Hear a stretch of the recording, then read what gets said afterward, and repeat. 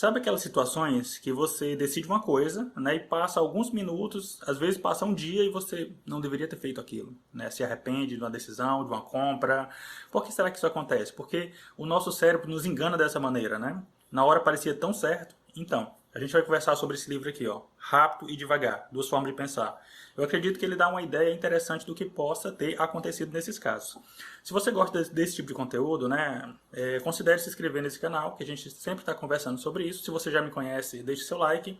E vamos conversar sobre esse livro aqui, que ele tem muitos ensinamentos. O autor desse livro é o Daniel Kahneman. Ele é simplesmente a maior autoridade atualmente na área de psicologia. Ele prova por A mais B que nem todas as nossas decisões são tomadas de forma racional, analítica. Não, às vezes, no calor da emoção, a gente toma certas decisões que são completamente irracionais ou então ignoram fatos que não deveriam ser ignorados e por aí vai.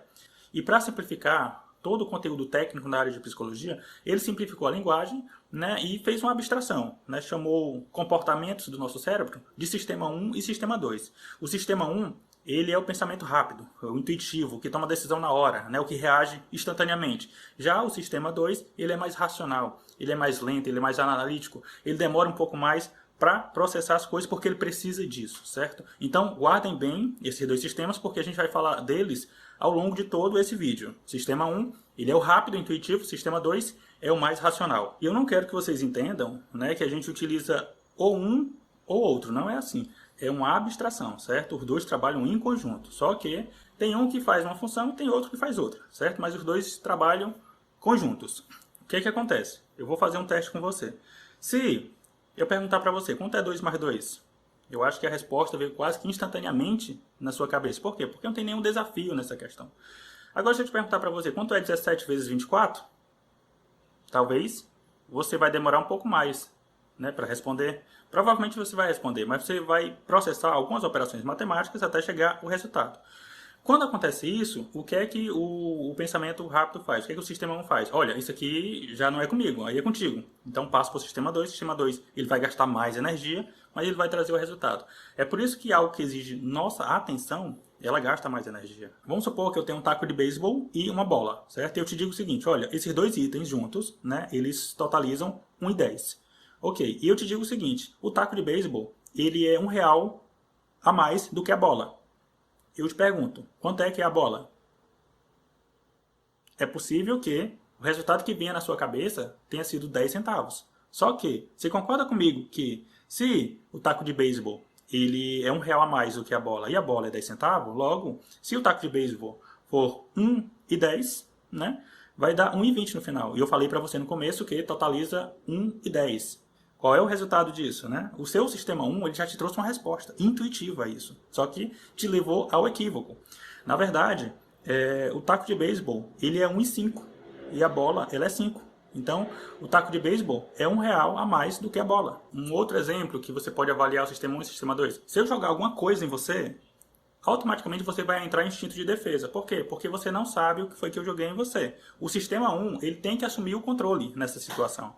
Porque pode ser uma bolinha de algodão, pode ser uma pedra, você não sabe. Então, primeiro eu garanto a minha segurança, depois o racional avalia se aquilo fez sentido ou não. Se alguma coisa inesperada toca na sua perna, você primeiro sai de lá, pula de lá e depois você avalia, né, o que aconteceu. Ou seja, primeiro o sistema 1 atua, te protege, e depois o sistema 2 avalia, analisa o que aconteceu. Já pensou se, por exemplo, você vê uma cobra na sua frente e você deixasse primeiro o sistema 2 atuar, o que é que ele faria? Não, peraí, deixa eu ver se essa cobra é uma cobra venenosa ou não. Até lá você já morreu. O que salvou a humanidade, né, para chegar até aqui foi justamente o sistema 1, que ele é um sistema reptiliano, como dizem assim, né? Primeiro ele reage, depois ele verifica o que é que aconteceu. Eu vou colocar agora imagens de expressões faciais para você avaliar o que é que está acontecendo nessa cena. Então, avalie o que é que está acontecendo, se a pessoa está com raiva, se a pessoa está alegre. Avalie aí. Vou passar outra imagem. E aí, será que ela está brigando com alguém, ela está com raiva, ela esqueceu alguma coisa? Enfim, a partir do momento que você tocou o olho nessas imagens, você já teve sensações, teve sentimentos. E provavelmente se você visse essa pessoa, se você fosse interagir com ela, você já ia reagir ao emocional que você acredita que ela está tendo, né? Às vezes, pelo tom de voz que as pessoas elas falam com a gente já tem uma determinada reação. E a função do sistema 1 é exatamente essa, de simplificar a nossa interpretação do mundo. Na maioria das vezes, ele acerta. A questão é que como ele trabalha mais no automático, né, a gente pode incorrer em algumas, como é que eu posso dizer, algumas falhas do sistema 1 e acabar cedendo algum tipo de persuasão de outra pessoa, certo? Muitas coisas você não gasta tanta energia porque você colocou no automático, como por exemplo, você está ouvindo o meu áudio agora, você não está processando ele, você nem tinha consciência dele, talvez você só esteja tendo porque eu falei, né? Você está vendo a imagem desse vídeo, porque eu falei, tudo isso está funcionando sem você pensar, né? Ou seja, de forma inconsciente. Agora, quando você assume o controle, você sabe que você está assumindo o controle. Quando eu perguntei 2 mais 2, veio automático. Agora, 17 vezes 24, aí não, aí você precisa parar, você tem consciência de que você está calculando alguma coisa, que você está utilizando operações aritméticas, entende? Deixa eu compartilhar com vocês uma coisa que aconteceu comigo, né, e eu senti o sistema 1 e o sistema 2 funcionando. Por exemplo, eu estava dirigindo, né, na estrada, até que eu cheguei no meu destino. E durante esse percurso eu estava escutando uma palestra, né? E aí tudo bem, e tinha semáforo, e tinha mudança de faixa, tinha tudo isso, né? Só que eu consegui captar todas as mensagens da palestra. Por quê? Porque para mim dirigir já está no automático já. Só que quando eu cheguei no local, né, tinha um estacionamento um pouco mais complicado. E aí, enquanto eu estava estacionando, simplesmente eu parei de escutar a palestra. Eu não escutei mais. Eu só percebi que eu parei de escutar, por quê? Porque quando eu parei, eu percebi, o que foi que ele falou agora, há 2 minutos atrás? Eu não sei nem o que é que ele estava falando, entendeu? Então, ou seja, o meu sistema 2, ele assumiu o controle, ele gasta mais energia, portanto, ele cortou todos os outros processos que tinha na minha cabeça para eu terminar aquilo ali. Depois que eu terminei aquilo ali, aí ele entregou, né, a maior parte para o sistema 1 continuar atuando. Aí eu saí do carro, me levantar e etc. Então você pode perceber que o sistema 1 ele atua muito pelo reflexo das coisas. É um reflexo que ele sente, ele já reage, ele é muito mais rápido e ele é muito mais eficiente nesse sentido. Nem sempre a gente precisa gastar tanta energia para entender alguma coisa. Por exemplo, você pode olhar para os móveis, né, na sua casa e dizer qual é o que está mais longe. Só que você não precisa saber milimetricamente falando, qual é o que é mais longe, entendeu? Por abstração, por uma visão geral, você já sabe já que um está mais longe que o outro. Se você já fez alguma prova, né, algum vestibular, algum concurso, por que você chega tão cansado em casa? Porque você gastou muita energia com o sistema 2. Né? Um sistema muito mais robusto que você interpretou questões, interpretou textos, analisou cálculos e por aí vai. Ou seja, exige muito de você. Se a gente fosse fazer uma metáfora, né, você tem 2 funcionários. Um que resolve ali a maior parte dos problemas, ou seja, 80% dos casos quem resolve é o sistema 1. Né? Majoritariamente, o sistema 2 só quando realmente o sistema 1 chegar nele, olha, isso aqui é demais para mim, tu decide aí. Outra coisa que acontece também, por exemplo, se você trabalha em determinada área durante muitos anos, você passa a reconhecer alguns padrões, né? Então, você reage quase que de forma instantânea a coisas que acontecem rotineiramente, até que chega uma situação nova, que você nunca viu na vida. Quando chega essa situação nova, aí o sistema 2 ele atua, porque ele precisa criar um modelo para resolver aquela questão. Depois que ele criar esse modelo, testar, validar, ele passa para o sistema 1 e o sistema 1 continua trabalhando e executando as suas funções. Ou seja, você já deve estar desconfiando de onde é que vêm as nossas decisões erradas, né? Ou seja, o sistema 1, como ele opera na maior parte das situações, né, ele é mais emocional, ele quer resolver rápido, né? E o sistema 2, ele só entra na jogada quando ele desconfia de alguma coisa, né? Por exemplo, você vai ler um contrato. Se você for ler um contrato, o sistema 2 ele vai entrar, porque ele sabe que ali tem riscos, né? Então ele avalia com muito cuidado, porque ele é mais analítico, ele é mais crítico, entendeu? E emocional não, emocional ele quer resolver rápido. Quem é que nunca foi numa loja, por exemplo, e comprou um produto, né, na hora, do calor do momento, na emoção, nossa, que legal. E aí depois quando você chegou em casa, você se arrependeu do que comprou. Se for uma roupa, se arrependeu de ter comprado aquela roupa, porque na hora ficou legal e em casa você viu que onde é que eu vou vestir essa roupa, né? Então, já aconteceu comigo. Então, se você parar para analisar, o sistema 1 ele é facilmente sugestionado, né, a fazer alguma coisa. E ele, tipo assim, sempre verifica, né, as crenças que a gente já tinha previamente. Tudo aquilo que a gente construiu no sistema 1, ele vai usar como um modelo, entendeu? Não, peraí, primeiro o sistema 1 me entrega o modelo e eu vou partir daquele modelo. Por isso que é tão importante você buscar leitura, buscar experiências, buscar aperfeiçoamento, para que você não caia nessas pegadinhas, entendeu? Por exemplo, estou te dando um conhecimento aqui, você pode começar a validar na sua vida. E a partir do momento que você vê que isso aqui que eu estou falando faz sentido, você vai ser uma pessoa diferente, uma pessoa melhor, uma pessoa mais sábia, uma pessoa mais consciente de si mesma, né? O que representa mais o sistema 1 é essa inconsciência, esse sistema involuntário que reage de maneira quase que instantânea, sem pensar muito nas consequências. 2. E como é que funciona essa história toda quando a gente fala de novos hábitos, né? Como é que funciona o sistema 1 e o sistema 2 nesses casos? Quando você quer criar um novo hábito, como por exemplo acordar cedo, ou então fazer exercício físico, ou então começar a estudar, o teu sistema 1 vai dizer o seguinte: olha, isso aí não faz o menor sentido, é tão bom dormir, é tão bom ter lazer, você vai gastar mais energia, e eu não quero fazer isso. Né? Basicamente ele vai te dizer que é melhor você não fazer, porque essa é a função dele. Né? Já o sistema 2, ele vem para disciplinar, ele vai justamente conectar com o racional e dizer: olha, é bom você estudar porque você vai alcançar esse resultado no futuro, né?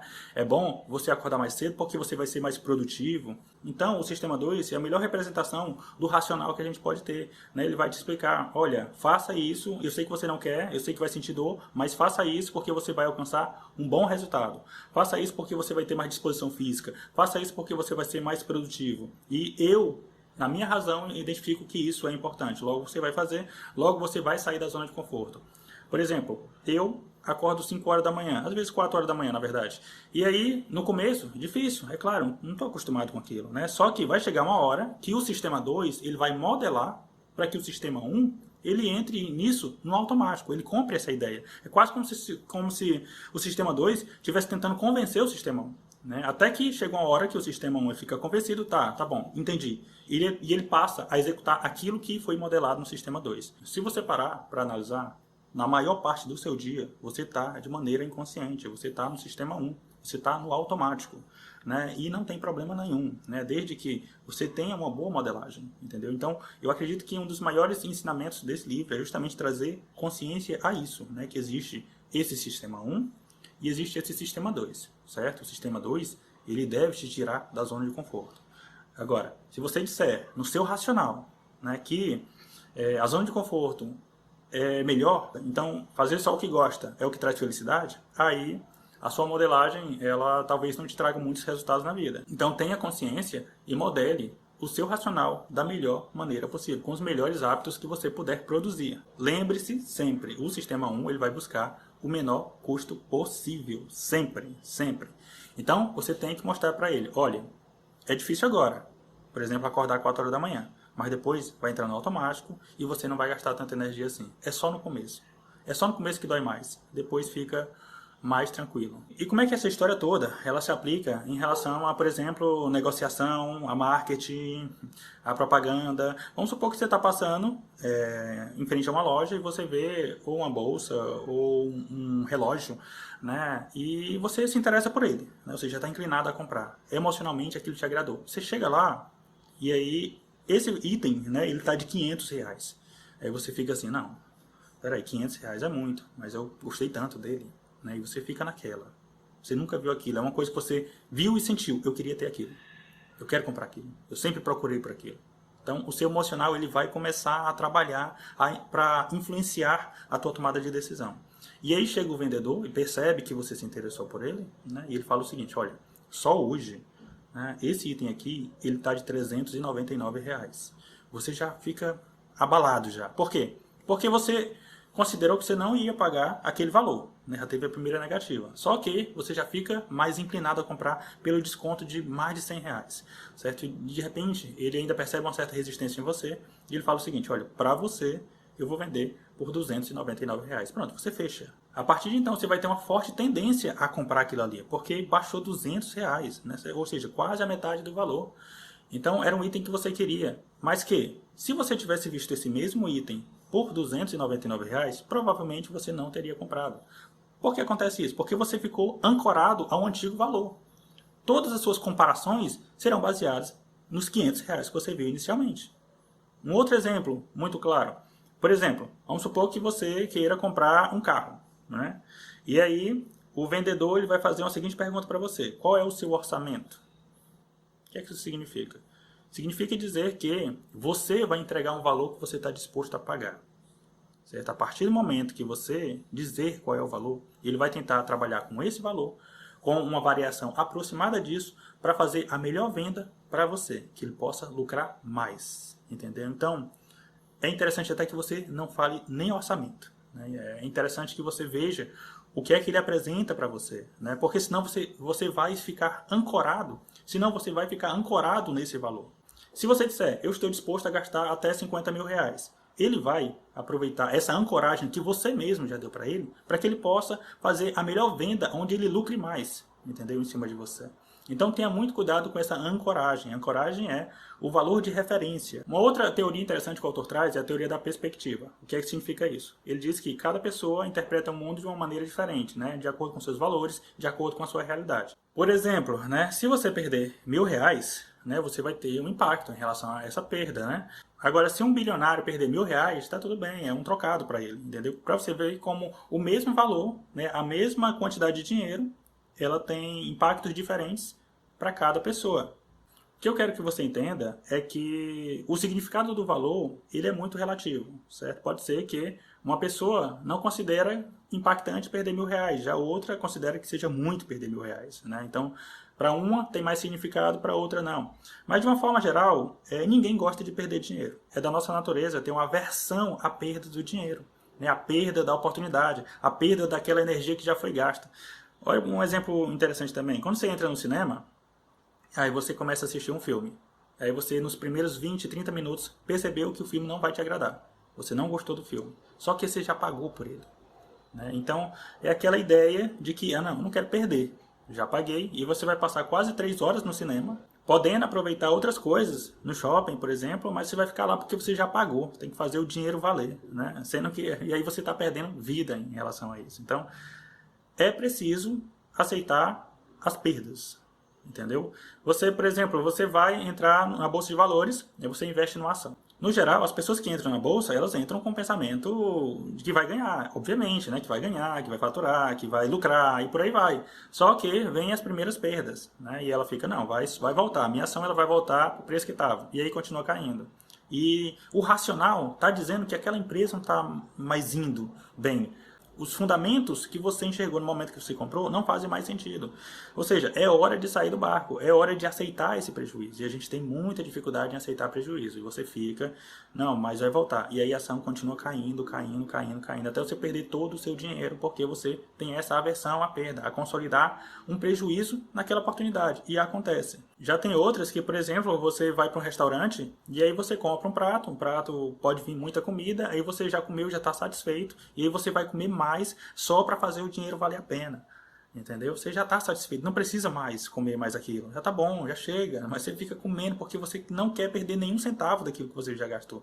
Mas o fato é, você já gastou o dinheiro do cinema, você já gastou o dinheiro do restaurante, você já comprou uma ação com um fundamento que ele não reflete mais a realidade, né? Então você pode... É difícil você pensar, não, peraí, deixa eu vender essa ação, vou aceitar aqui um pouquinho de prejuízo, mas em outra ação que faça sentido, eu vou lucrar e vou recuperar. É difícil as pessoas tomarem essa decisão. E como é que você utiliza esses conhecimentos numa negociação, por exemplo? Se você focar na dor dela, você tem uma tendência a conseguir alcançar o resultado que você quer. O Daniel Kahneman, a partir de vários exemplos que ele dá no livro, ele mostra por A mais B que as pessoas têm muito mais medo de perder do que satisfação de ganhar, né? É muito curioso isso. Então, no geral, as pessoas elas pensam no primeiro no não perder, né? Tipo assim, se você tiver entre a possibilidade de não perder e a possibilidade de ganhar, as pessoas vão agarrar o não perder. Vamos supor que você vai aí fazer algum curso, certo? E aí o vendedor te diz, olha, aqui não é dinheiro perdido. Pronto, ganhou você. Entendeu? Você tem uma tendência a ser mais convencido com essa argumentação do que se ele disser, você vai ganhar muito dinheiro fazendo essa capacitação. Bora falar um pouco de intuição, né? O que é de fato a intuição? Intuição, ela é reconhecimento de padrões, certo? Para ilustrar isso, né, o livro ele traz o exemplo de um chefe de bombeiro, né, que eles entram em casas desabando. Por que será que eles entram em casas desabando, né? Porque ele reconhece a partir da exposição de vários casos, né, a partir de padrões, a partir de exemplos, né, que ele já viveu. Ele pega essa experiência, né, e toma uma decisão. Ele modela na cabeça dele todas as possibilidades e se ele avaliar em uma delas que é possível, ele vai. Né, ele vai buscar salvar a vida daquelas pessoas porque ele reconheceu os padrões. Então, de acordo com o autor, isso construiu a intuição do chefe de bombeiro. Então é possível perceber que a nossa intuição está intimamente ligada as nossas experiências, né? A nossa vivência, a nossa exposição àquela realidade.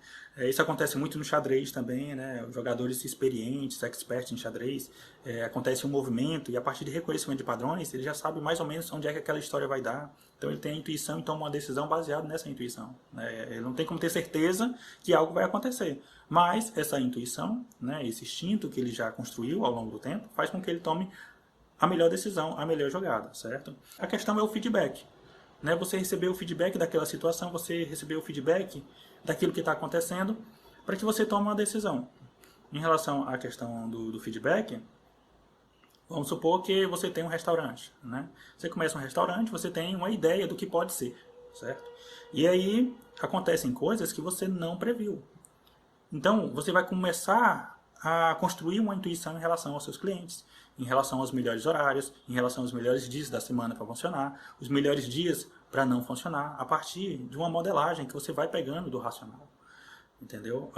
Uma coisa que pode encurtar o seu caminho é feedback. Eu acho que a grande mensagem é essa. Por isso que é importante que nesses estabelecimentos, e qualquer um que atenda, né, as pessoas, tenha lá uma caixa de sugestão, para que as pessoas possam colocar alguma sugestão, ou então que elas tenham algum canal que elas possam falar, olha, isso aqui atrapalha. Às vezes tem música alta demais, perto daquela região, os garçons, eles não são simpáticos. Ou então, naquela comida, ela vem muito salgada. Então, tipo assim, evita que você perca a sua clientela e não entenda por quê. De repente as pessoas não estão mais indo para o seu estabelecimento. Eu estou só jogando aqui um exemplo, mas você pode expandir para qualquer empresa, entendeu? Qualquer negócio, qualquer relação. O feedback, ele é importante para que você evite erros. Então, se eu posso assim definir em relação à intuição, é isso. A intuição é você acertar numa decisão imprevisível, né? de resultado imprevisível. Porque é tão difícil você fazer uma previsão de longo prazo. Você vai lá no médico, por exemplo, né? Ele faz um diagnóstico, mas ele não tem certeza do que vai acontecer com você.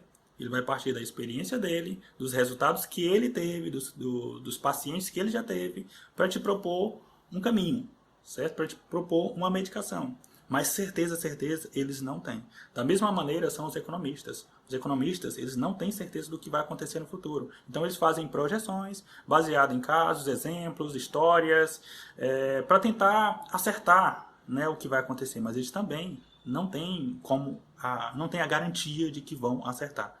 É preciso ter consciência disso, certo? Ou seja, mais uma vez volta a questão do feedback. Por que a gente tem essa vontade de identificar uma causa para tudo, né? De fazer previsões nas coisas? É porque é da nossa natureza, né? Tudo você quer encontrar uma causa. E aí, o que é que acontece? A gente pode correr o risco, né, de criar uma ilusão. Então, quando você cria uma ilusão, você vai se moldar todas as suas decisões e emoções baseada numa ilusão que você criou, e apenas você criou. Se eu quiser justificar qualquer decisão na minha vida, eu posso justificar.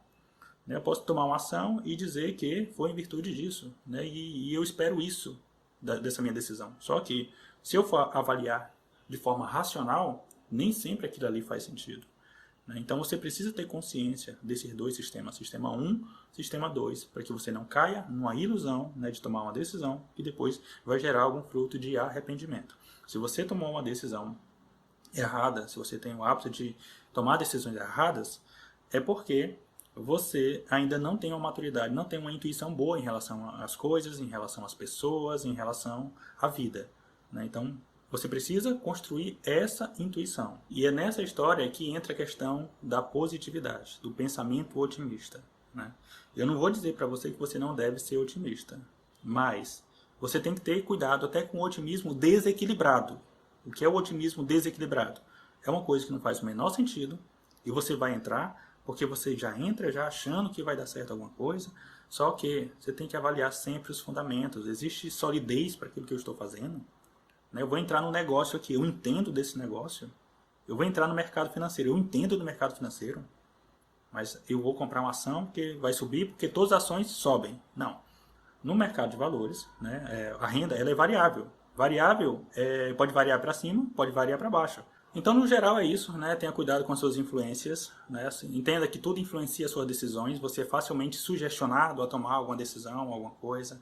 né? De repente, se você vê muita propaganda de iPhone, por exemplo, você vai querer comprar um iPhone. Você vai passar na loja e vai ficar tentado a comprar um iPhone. Ou então, se você vê muita propaganda de um carro específico, você vai começar a avaliar com mais inclinação em relação à compra daquilo que você está vendo. Então, tenha muito cuidado com as inclinações, né? É importante para que você tenha consciência e filtre tudo aquilo que você esteja recebendo e tenha um senso crítico, né? Coloque o sistema 2 para trabalhar. E se eu posso deixar uma mensagem final nesse vídeo, é o seguinte: não se afaste da realidade, certo? Não se afaste da realidade. Controle as suas emoções, amadureça a sua intuição, avalie sempre pontos positivos e negativos em tudo que você for fazer na sua vida. Tudo tem ponto negativo e ponto positivo. Avalie isso, tenha consciência disso, só então você toma uma decisão, certo? E se você se equivocar, passe para a maturidade. E na próxima oportunidade que acontecer novamente, esse mesmo padrão, você vai ter uma decisão mais acertada do que a anterior. Se eu fosse ficar aqui falando de todas as teorias do livro, né, eu passaria 100 horas aqui com vocês, certo? Só que o nosso tempo é um pouco limitado. Então, se esse vídeo agregou algum valor para você, eu peço que você considere se inscrever no canal, né? Deixe seu like, compartilhe essa mensagem. Se ela foi útil para você, pode ser que seja útil, né, para outra pessoa. E é isso, a gente vai conversando aí nos próximos episódios.